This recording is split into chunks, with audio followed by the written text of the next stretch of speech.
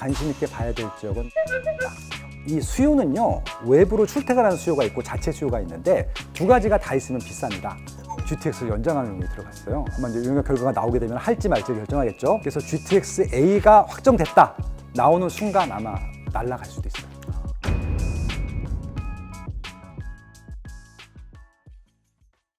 저 소장님, 그 일부에서 이미 외곽 지역은 좀 많이 오르고 있다라는 좀 말씀도 하시고 이런 여러 가지 이야기를 좀 해주셨는데, 그러면 지금 가장 핫한 지역이 어디인가요? 가장 좀 주목하고 있는 지역?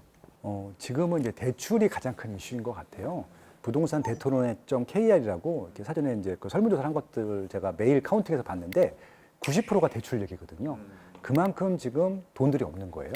그리고 더군다나 전세를 끼고 살 수 있는 지역도 적다 보니까 대출을 풀로 다 활용해서 갈 수 있는 최상급지들에 관심이 많은 것 같고, 최근에 거래가 많은 게 수원 영통하고 이제 남양주, 이 정도가 제일 눈에 띄는 것 같긴 하더라고요. 그 지역들은 지금 영통은 규제 지역이고 남양주는 비규제 지역인데 비슷한 용도인 것 같아요. 그래서 좀 10억 원 전후는 일단 수원 영통으로 가는 것 같고, 이제 10억 원이 안 되는, 이제 9억 원이 안 되는 쪽에서는 이제 남양주나 구리에서 선택하는 것 같고 그렇게 하고 있는 것 같습니다. 근데 만약에 하반기 때 대출을 더 줄인다라고 하면은 거기서 이제 2억씩은 더 빼야 돼요. 그렇게 되면은 이제 수원 영통보다는 이제 그래서 오산이라든지 평택으로 갈 수도 있을 것 같고요. 북쪽으로는 이제 의정부라든지 고양시 덕양구라든지 부천이라든지 김포라든지 이런 지역으로 내려오겠죠. 그래서 하반기 때 아마 이제 대출을 더 줄이느냐 늘리느냐 가지고 한번 또 이렇게 좀 몰리는 지역들이 달라질 것 같습니다. 그렇군요.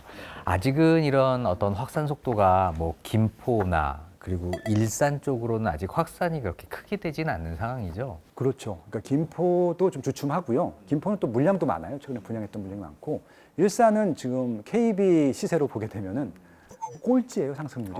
그러니까 상승률이 아니라 하락률이 1등이죠. 일산, 성구, 동구가 더 그런데, 그러니까 여기가 지금 재건축 이슈가 터지면은 원래 좀 들썩들썩 해야 되거든요. 지금 분당이 그런 것처럼. 그 이유는 주변 집값이 다 비싸기 때문에 그렇거든요. 그러니까 여기는 사업성이 있는 거예요. 근데 이제 일산 같은 경우는 주변의 집값이 8사가 5억이에요. 근데 지금 8사 5억을 사서 추가 분담금 5억을 보태야 되거든요. 그럼 10억이면 새 아파트가 되는데 옆에 아파트가 5억이에요. 그럼 이건 분양이 안 될 거잖아요. 사업이 갈 수가 없죠. 그러니까 더 빠지고 있는 겁니다. 사업성이 나올 때까지. 그래서 안타깝죠.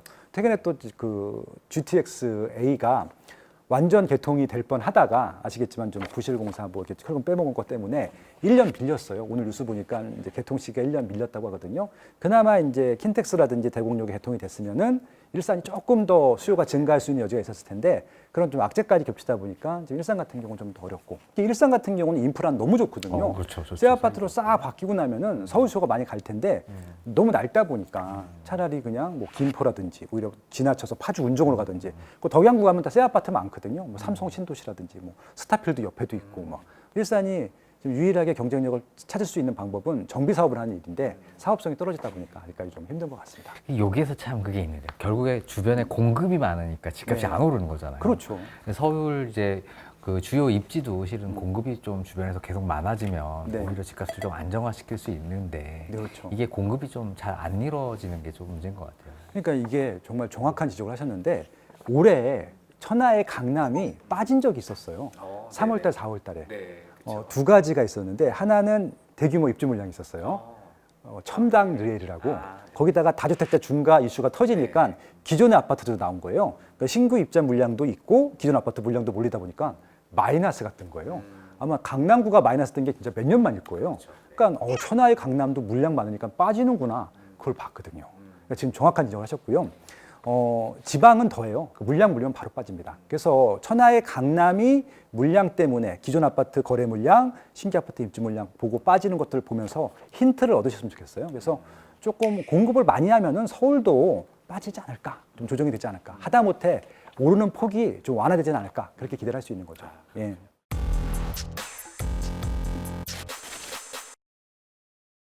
자, 그럼 뭐 지금 서울 이야기만 하고 있는데 서울의 집값이나 뭐 어떤 전세, 월세가 지금 없다 보니까 이 수요가, 전세 수요가 인천으로 좀 넘어가고 있다라는 기사도 눈에 띄더라고요. 지금 뭐 인천의 어떤 움직임은 좀 우리가 어떻게 보면 될까요? 뭐 인천뿐만이 아니라 경기도도 마찬가지인데요. 인천으로 가는 이유는 경기도도 올랐다는 얘기예요. 네, 그러니까 서울, 경기, 인천 이 순서로 가기 때문에. 근데 인천의 모든 지역들이 간 건 아니고 지금 말씀하신 대로 전 월세 수요잖아요. 인천에 일을 하시는 분들도 전월에 살지만 인천에 전월세 혹은 매매를 찾는 분 중에 상당수는 서울 출퇴근하시는 분들입니다. 일단은 이제 계양구가 되고요, 검단구나 그리고 서해구, 그리고 부평, 여기는 서울 수요자들이 와요. 예를 들어서 부평구 같은 경우는 최근에 7호선 라인에 혹은 1호선 라인에 신규 아파트가 들어섰어요. 그러니까 여기도 마찬가지인데요. 구축들은 안 올라요. 신축 아파트가 미분양 날 정도로 가격이 좀 조정되다가 최근에 서울에서 수요가 밀려올 때 전월세가 먼저 올랐고, 그리고 매매 가격이 좀 올라가는 시장이라고 보시면 될 것 같습니다. 그리고 또 하나 호재가 있는데 GTX-B를 현재 공사 중입니다. GTX-B는 이제 부천 지나서 이제 인천 지나서 송도까지 가게 되거든요. 최근에 이제 보신 분들도 있겠지만 송도가 아직도 미분양이 있어요. 그래서 좀 완전 좀 이렇게 조정되기도 하고 그랬었는데 올랐어요. 구축들이. 그 이유 중에 하나가 특히 그 인천대학교 그 송도 GTX 종점이 있거든요. 코로나 때 2021년도 때 14억 8천만 원을 딱 찍고 거짓말처럼 쭉 빠졌었어요. 7억 8억까지 내려왔다가 최근에 12억까지 올라왔어요. 전고점 넘어갈 것 같거든요. 그 이유 중에 하나가 이제 한 3년 정도 있으면 개통이 된다고 하니까 원래 송도에서도 인기가 많은 지역이긴 했지만 서울 수요가 올 수 있는 여지가 있기 때문에 미리 선점을 하려는 수요들. 결국 이제 두 가지인데 GTX와 신규 아파트 이 두 가지 호재가 몰린 지역들이 서울에서 넘어오는 수요들이 지금 조금씩 증가하고 있다, 이렇게 보시면 될 것 같아요. 네, 이제 인천도 수도권에서 좀 마지막 막내인데 그렇죠. 이제 올라가고 있는 상황이군요. 네. 자, 동탄이 지금 굉장히 뜨거웠었잖아요. 네. 우리가 뭐 셔틀이 다니는 이런 구역 내에서 네. 발음 어렵지만 셔샷광. 네, 저세권, 네. 네. 뭐 이런 부분들도 많이 올라가고 있고, 네. 제2 동탄이 될 만한 이런 지역들 혹시 좀 있나요? 제2 동탄이 될 만한 지역은 일단 없는데 그 준하게 관심 있게 봐야 될 지역은 평택입니다. 평택.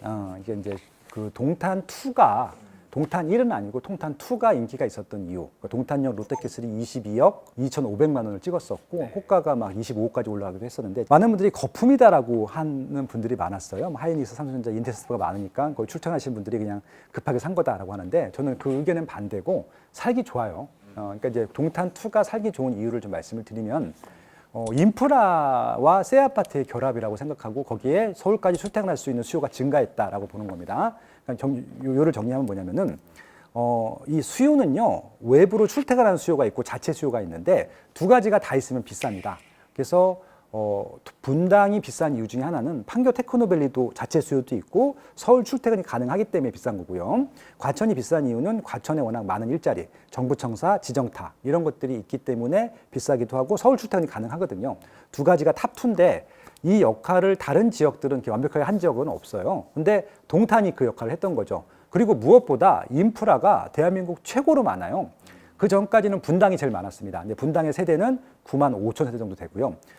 동탄은 이 2동탄만 11만, 그리고 1동탄이 5만, 16만입니다. 그러니까 이제 단일 인프라 규모로는 최고거든요. 그럼 동탄 2가 나오려고 하면은 제2의 동탄이 나오려고 하면 이런 호재가 있는 적이 생기느냐? 일단 규모 면에서는 동탄 2보다 큰 적은 없어요. 근데 평택에도 뭐 고독 신도시 지제역 개발을 하고 있기 때문에 어느 정도 신도시에 준하는 것들은 들어올 예정이고요. 인프라도 들어오겠죠. 근데 동탄 2하고 가장 큰 차이점은 GTX가 없는 거였었거든요. 근데 최근에 용역이 하나 들어갔어요.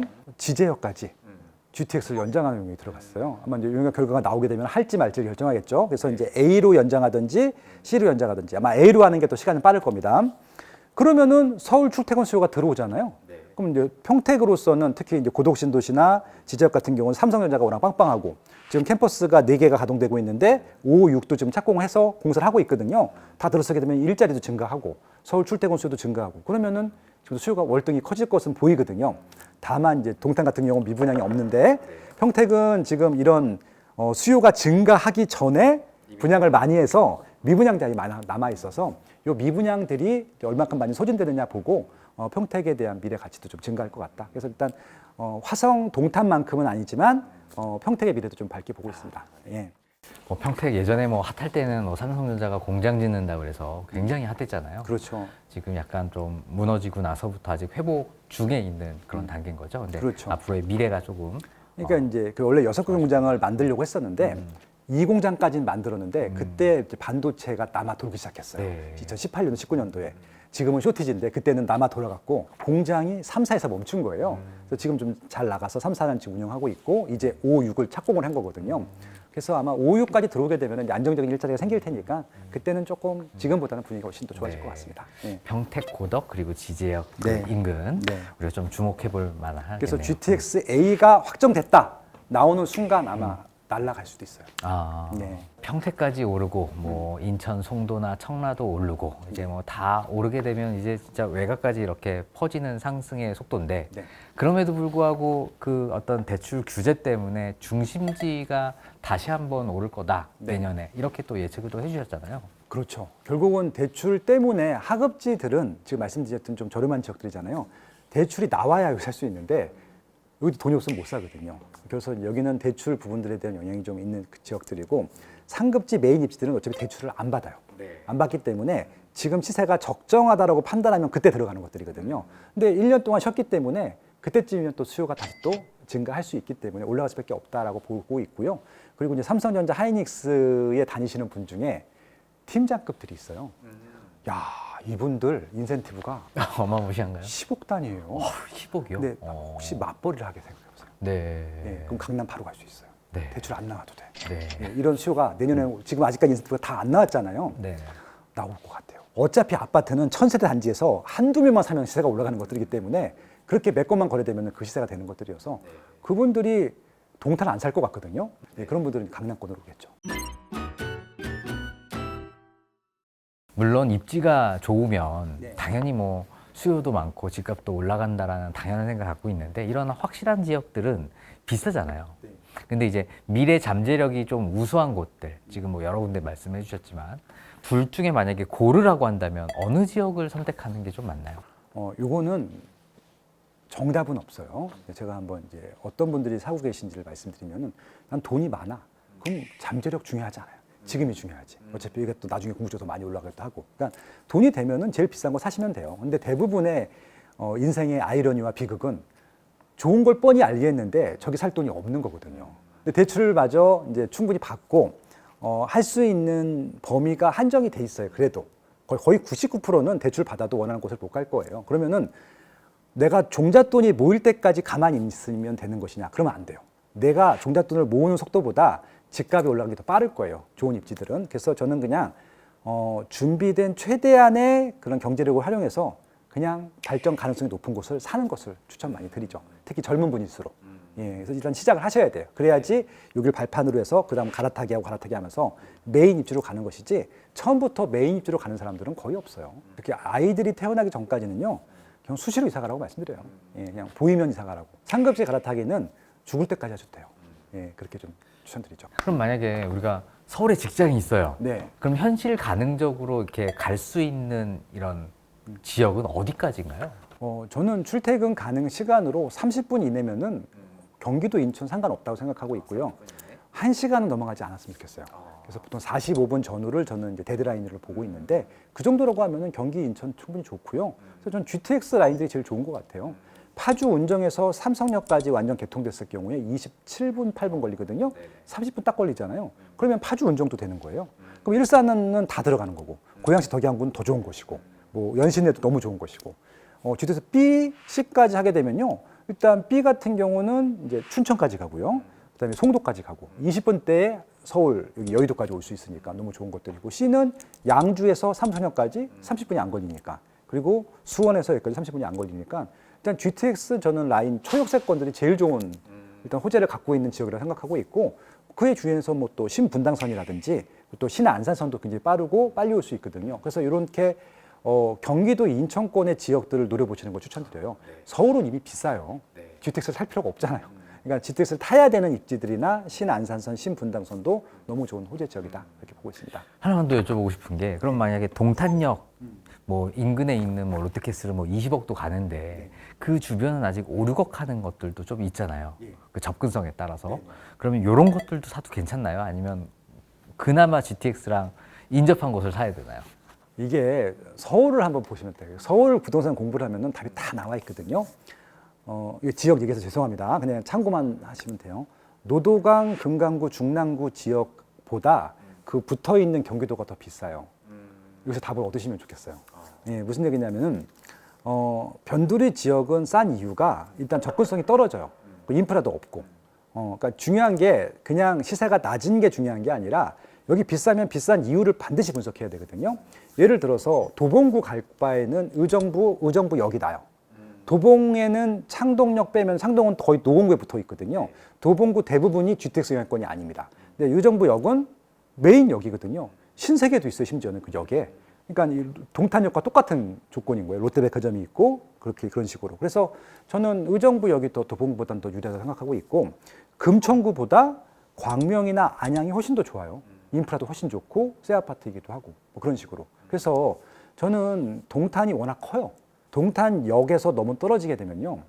차라리 다른 지역 가시는 게 맞을 것 같아요. 같은 주제 지역 내면은 더 비싼 거 하셔라 말씀을 드립니다. 네. 아 그렇군요. 그래서 결국에는 뭐 딱 우리가 지도에 딱 거리를 재는 것보단 네. 시간의 거리로 좀 측정해가지고 우리가 아파트를 좀 고르면 좀 좋겠군요. 그렇죠. 그래서 이게 정말 주식은 이 주식이 좋은지 저 주식이 좋은지 우리가 몰라요. 예를 들어서 삼성전자는 지금 이제 20만 떼고 20만 원 떼고 하이닉스는 한 이제 170만 원 정도 전후가 되는데 둘 중에 어떤 주식이 좋은 주식이냐 몰라요.